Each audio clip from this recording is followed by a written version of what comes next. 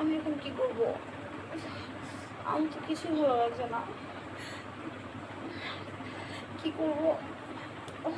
হ্যাঁ, বাসায় না কাজের ছেলেটা আছে, ওকে একবার এনে ট্রাই করলে কেমন হয়?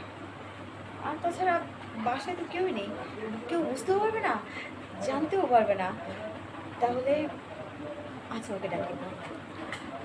এই আরিয়ান, আরিয়ান, কোথায় আছিস? একটু এদিকে আয় তো, দ্রুত তাড়াতাড়ি আয় না রে।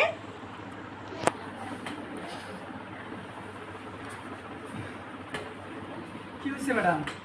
চা খাইবেন? না, আমি চাও খাবো না, কফি খাবো না। শোন না, তোকে একটু কথা বলার ছিল। বলছিলাম কি, তুই তো এখন কোনো কাজ করছিস না, তাই না?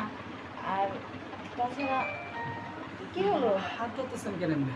হাত তুললে প্রবলেম নেই তো, আমি হাত তুই তো ধরছি, আর তো কিছু না। না না, আপনি আমার ম্যাডাম না, তাহলে আপনি আমার হাতে ভেবে কেন ধরবেন? আরে শোন, এখন থেকে আমি তোর কোনো ম্যাডাম না, তুই আমাকে আমার নাম ধরে রাখতে পারিস। আর ঠিক আছে। তাছাড়া হ্যাঁ, আমি তোকে আমার কাজের ছেলের মতো দেখি না, আমি তো তোকে আমার খুব কাছের লোকের মতো দেখি, বুঝতে পেরেছিস?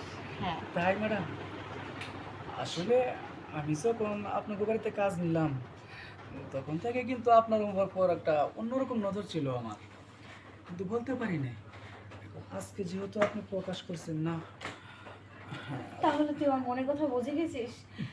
জানিস তো, তোর ভাই অনেক দিন যাবত হয়ে গেছে বাহিরে থাকে। আমি না আমার এই যৌবনটা না সামনে রাখতে পারছি না। সেটা তো আমি বুঝি। এত অল্প বয়স আপনার, আর সাহেব কোথায় আছে? ওই প্রবাসে। এত সুন্দর মেয়ে কি একা একা থাকতে পারে? কিন্তু চান্স আমি এতদিন নেই নাই, আপনি যেহেতু আজকে বলছেন, এই চান্স আমি আর মিস করুম না। তাহলে আর দূরে কেন? আর দেরি করিস না, তাড়াতাড়ি কাছে আয় না। আসবো, এমন কাছে আসবো, আর এমন ভালোবাসা দেবো না। 5 বছর সাহেব বিদেশে পড়ে আছে, যে ঘাটতিটা আসিল ওটা আজকে পূরণ করে দিব আমি। সত্যি বলছিস? আমার এই 5 বছরের ইচ্ছে তুই পূরণ করবি? হ্যাঁ ম্যাডাম, কেন করব না? আপনি দেখতে তো খারাপ না, অনেক সুন্দর। আর এমন মেয়ে কাছে পেলে কি কেউ হাতছাড়া করে? তুই বলতেই না আমার যেন কেমন লাগছে। আর পুরোটা কাছে আসলে না আমি পাগল হয়ে যাবো। আয় না, আমাকে পাগল করে দে, আর চলেন। দেরি করিস না। চলেন তাহলে আপনাকে পাগলই করে দিই আমি।